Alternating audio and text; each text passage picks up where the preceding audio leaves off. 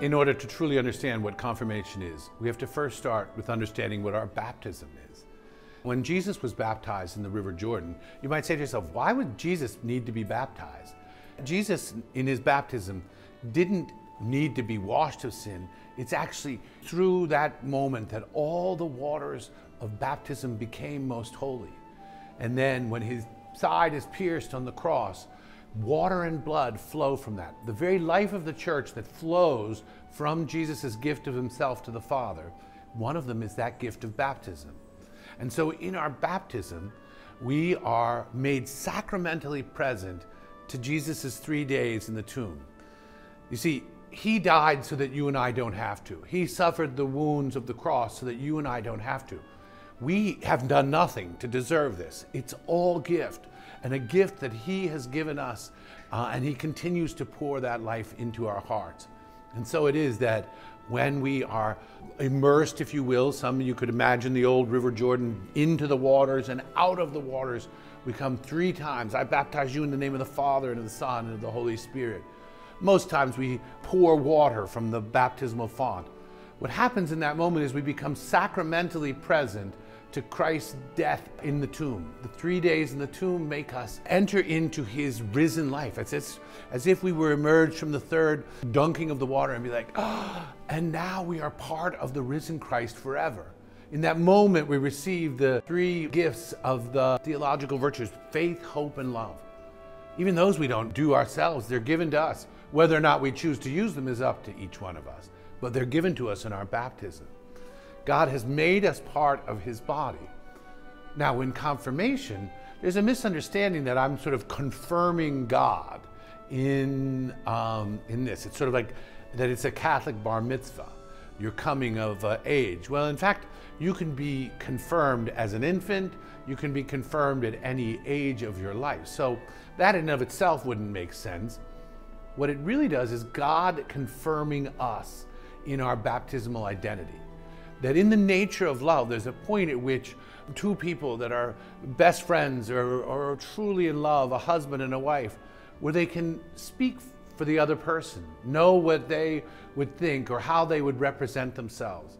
Confirmation is giving us the gifts of the Holy Spirit, the 7-fold outpouring of courage and right judgment and wisdom, awe and wonder of the Lord, because each of these are gifts that allow us then to be representatives of God in the world.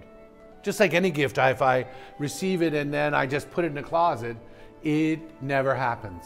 It just rots away or gets dusty. But if I take a gift and I open it up and then I start using it, it becomes part of who I am.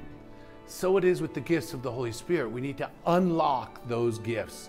We need to unwrap them and make them real for us. The one I would suggest starting with is what's called fear of the Lord. It's also called awe and wonder. I like awe and wonder better, but fear of the Lord is not like, oh, I'm so afraid of God.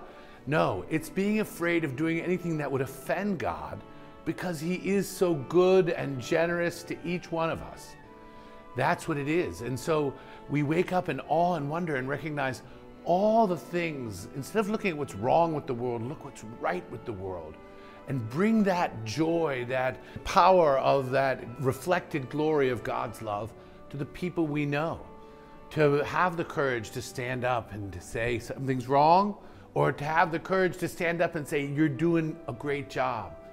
To have the wisdom to know when it is that we could invite people to come to know the Lord. Our world needs the love of Christ desperately. And he is asking you and me to be the messengers of that love.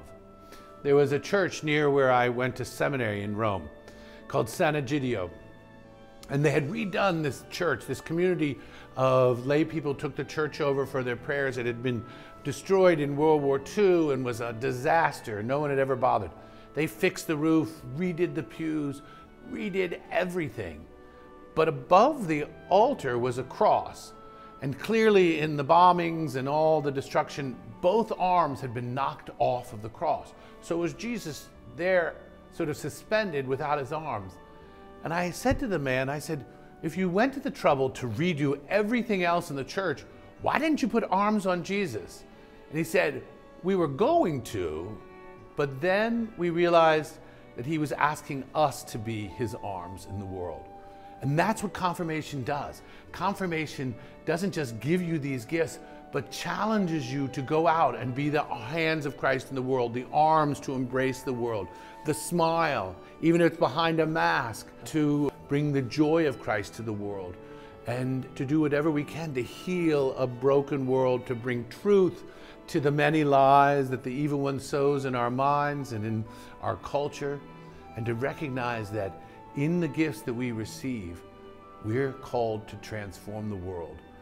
This confirmation is no little deal. It's a magnificent and major step forward in your not just being a Christian, but being a human being alive in the world, to be part of the transformation of the world, begun on a cross in Calvary, in which sin was vanquished by an empty tomb.